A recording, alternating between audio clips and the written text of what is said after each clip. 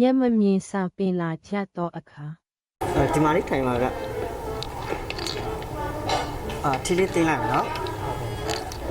ဘာလေးများဝန်ဆောင်ပေးရမလဲ ဟာဒါဘာဆိုင်လဲမသိဘူးလေ ခုဒါစပင်းညက်ဆိုင်က ကျွန်တော်ကမုန်းဆိုင် TV ဝင်လာတာအကောင်မျက်စိမမြင်ရအောင်လေ ဩ စပယ်ညက်ဆိုင်အောင်မှကိုယ်စပယ်လေးနဲ့ရှင်းနေပြီဆိုတော့လေစပယ်လေးနည်းနည်းညက်မယ်လေနော် ဟောဟိုညက်ပေးလိုက်မယ်လေနော် ဟုတ်ကဲ့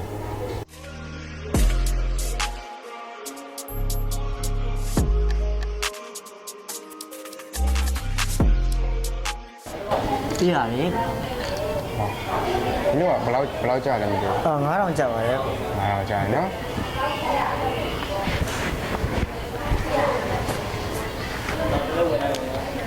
တို့ကဘယ်ဟာ9000ဘယ်ဟာ1000နဲ့မသိဘူး ဒါ1000နဲ့ဒါ9000နဲ့နော် အားတော့ကို9000နဲ့လေးတင်လိုက်မယ်နော်အခုက9000လေးပြန်ရပြီနော်ကိုအလုပ်လေးလို့ချင်း